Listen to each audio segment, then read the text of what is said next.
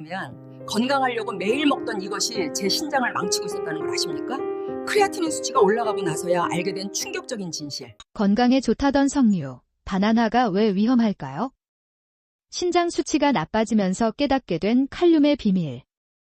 초기에 발견해서 식단을 바꾼 한 시니어의 1년 투병기. 과연 어떻게 다시 건강을 되찾았을까요? 지금 바로 확인하세요. 여러분, 혹시 건강검진에서 신장 수치가 조금씩 오르는 걸 보신 적 있으신가요? 저는 올해 73인데요. 작년 이맘때쯤 건강검진 결과를 받아보고 정말 깜짝 놀랐습니다. 크레아티닌 수치가 정상 범위를 벗어나기 시작했거든요. 의사 선생님께서는 만성 신장 질환 초기 단계라고 하셨어요. 그때까지만 해도 저는 제가 건강하다고 생각했습니다. 매일 아침 운동도 하고 채소도 많이 먹으려 노력했으니까요.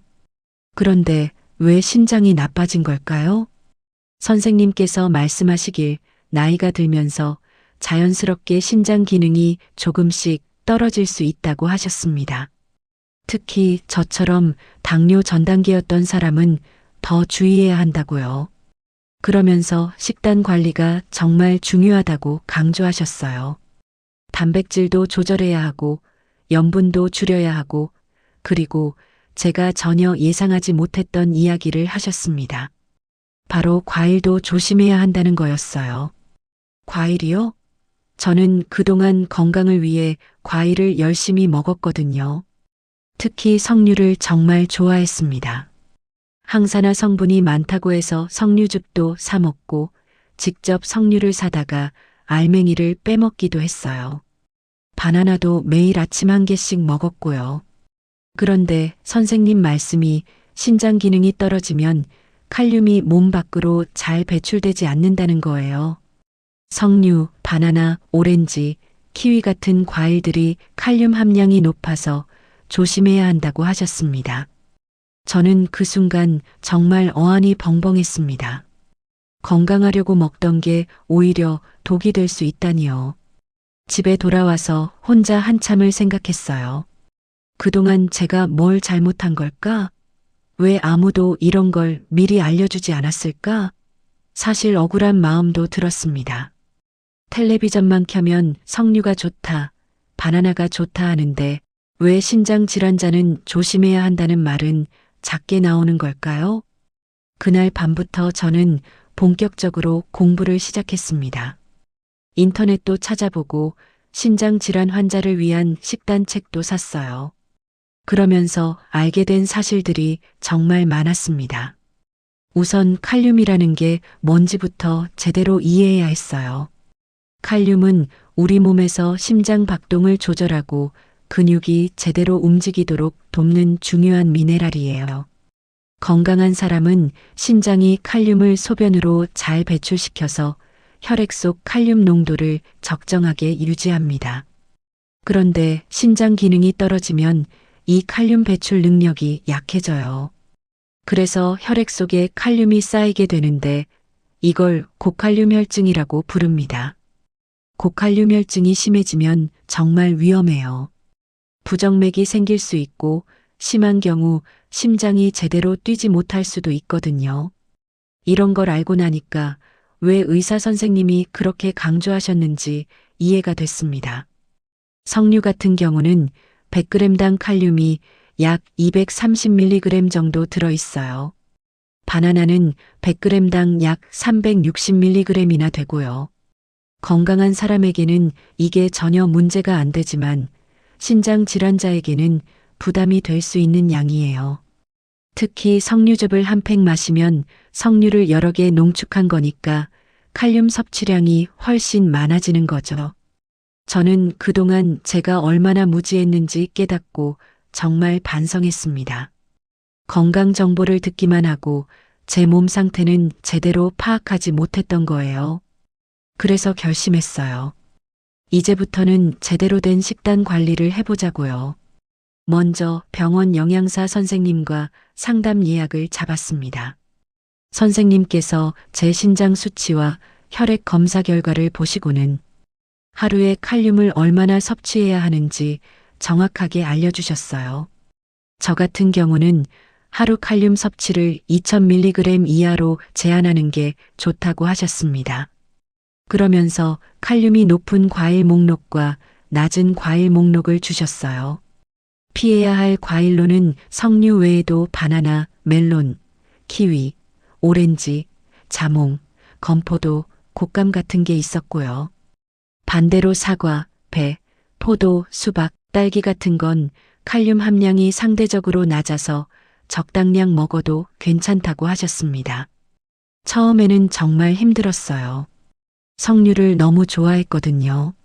냉장고에 석류즙이 한 박스나 있었는데 그걸 다 친구들한테 나눠줬습니다. 바나나도 매일 먹던 습관을 끊어야 했고요. 대신 아침에 사과 반 개를 먹기로 했어요.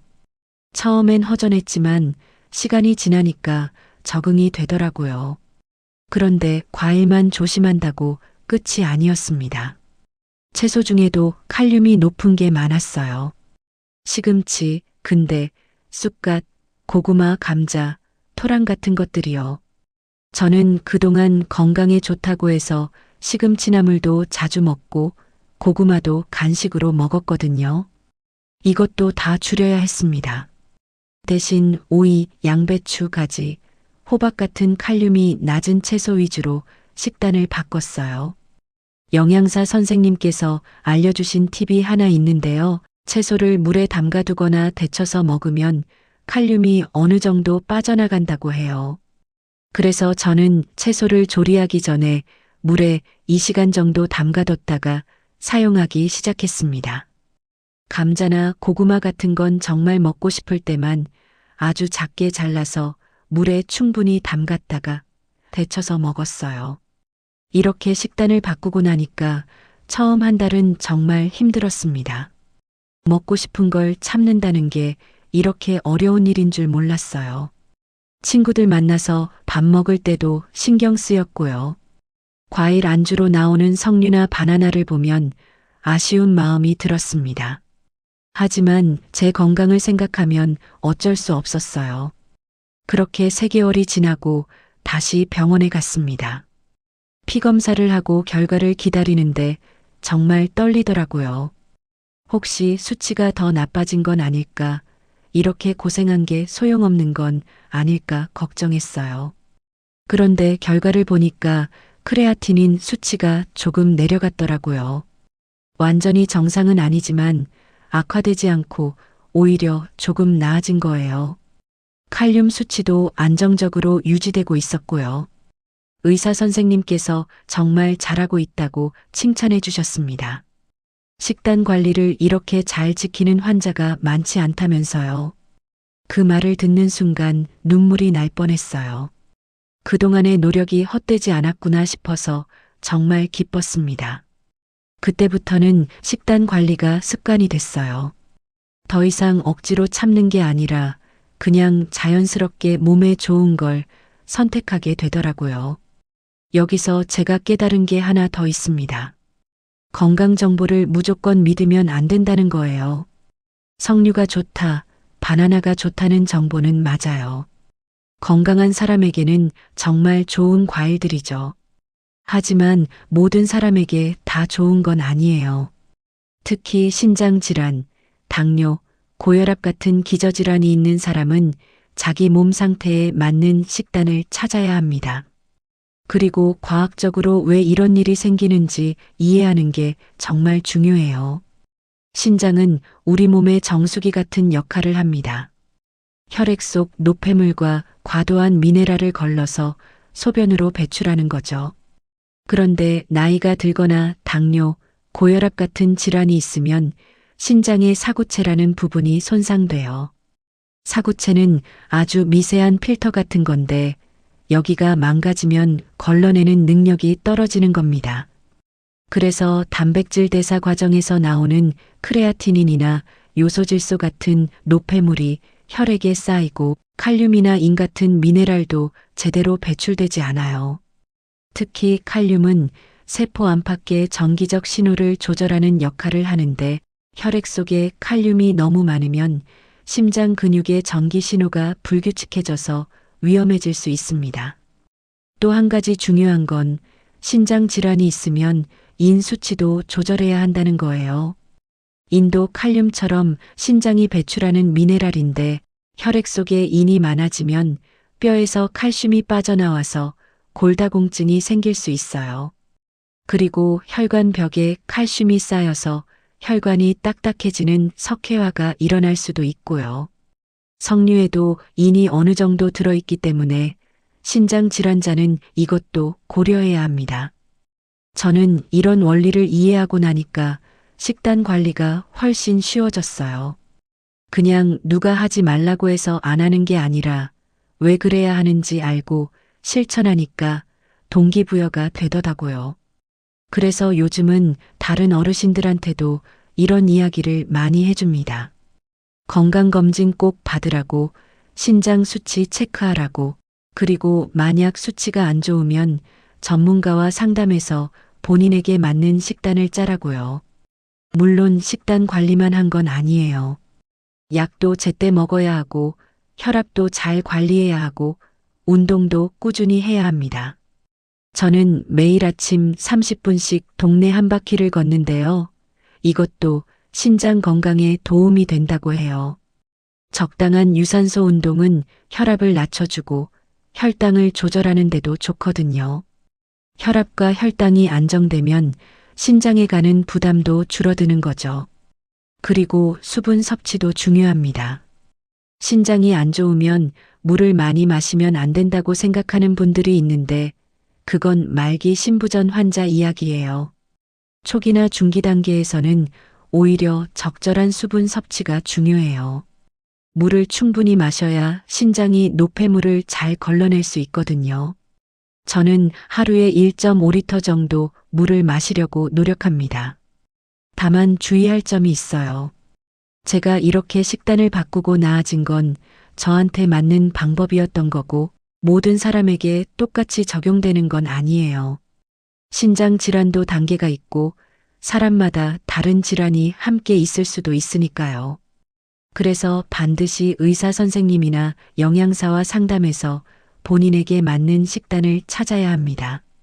그리고 증상이 심해지면 예를 들어 소변량이 갑자기 줄어들거나 몸이 붓거나 숨이 차거나 가슴이 두근거리면 바로 병원에 가야 해요. 이건 고칼륨혈증이나 신장 기능 악화의 신호일 수 있거든요.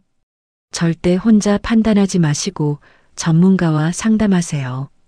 저도 처음에는 민간요법 같은 걸 많이 찾아봤어요.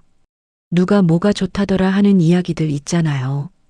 근데 신장 질환은 정말 조심해야 해요. 잘못된 민간요법으로 오히려 악화될 수 있거든요. 특히 한약이나 건강보조식품 같은 건 신장에 부담을 줄 수 있는 성분이 들어있을 수 있어요. 저는 어떤 보충제를 먹기 전에도 꼭 의사 선생님께 여쭤봅니다. 이렇게 1년 넘게 관리하고 나니까 이제는 제 몸이 많이 좋아진 게 느껴져요. 피곤함도 덜하고 부종도 거의 없고 전반적으로 컨디션이 좋아졌습니다. 무엇보다 건강검진 때마다 수치가 안정적으로 유지되는 게 가장 기뻐요. 의사 선생님께서도 이 정도면 아주 잘 관리하고 있다고 하시고요. 저는 이제 제 일상으로 완전히 돌아왔습니다. 예전처럼 친구들도 만나고 운동도 하고 취미 생활도 해요. 단지 과일이나 음식을 선택할 때 조금 더 신중해졌을 뿐이에요. 그게 제 몸을 지키는 방법이니까요. 그리고 이 경험을 통해 배운 게 정말 많습니다. 가장 큰 깨달음은 건강은 내가 지키는 거라는 거예요. 의사 선생님이 아무리 좋은 약을 처방해줘도 제가 식단 관리를 안 하고 생활 습관을 안 바꾸면 소용없어요. 결국 건강은 매일매일의 작은 선택이 쌓여서 만들어지는 거더라고요. 또 하나는 정보를 제대로 분별하는 게 중요하다는 거예요. 인터넷이나 텔레비전에서 뭐가 좋다고 하면 그냥 따라하지 마시고 그게 내 몸 상태에 맞는지 확인해야 해요. 특히 나이 드신 분들은 기저질환이 하나씩은 있는 경우가 많으니까 더 조심해야 합니다. 그래서 저는 요즘 주변 어르신들한테 이런 말을 자주 해요. 건강검진 꼭 받으시고 신장 수치 확인하시고 만약 수치가 좋지 않으면 전문가와 상담해서 식단을 조절하라고요. 특히 석류나 바나나 같은 칼륨 높은 과일을 많이 드시는 분들은 한 번쯤 점검해 보시라고 권해드립니다. 물론 건강한 분들은 석류도 드시고 바나나도 드셔도 돼요. 이 과일들이 나쁜 게 아니라 신장 기능이 떨어진 사람에게만 주의가 필요한 거니까요. 그러니까 괜히 겁먹지 마시고 본인의 건강 상태를 정확히 알고 그에 맞게 관리하시면 됩니다. 저는 이제 제 몸을 더 잘 알게 됐어요. 어떤 음식이 저한테 맞고 어떤 걸 조심해야 하는지 확실히 알거든요. 그래서 오히려 더 자신감 있게 생활할 수 있게 됐습니다. 건강 관리가 제 일상의 일부가 된 거죠. 여러분도 혹시 건강검진에서 신장 수치가 좋지 않게 나왔다면 너무 걱정하지 마세요. 초기에 발견해서 잘 관리하면 충분히 건강하게 살 수 있어요. 저처럼요. 중요한 건 빨리 알아차리고 제대로 된 정보를 얻고 꾸준히 실천하는 거예요. 그리고 무엇보다 혼자 끙끙 앓지 마시고 전문가의 도움을 받으세요.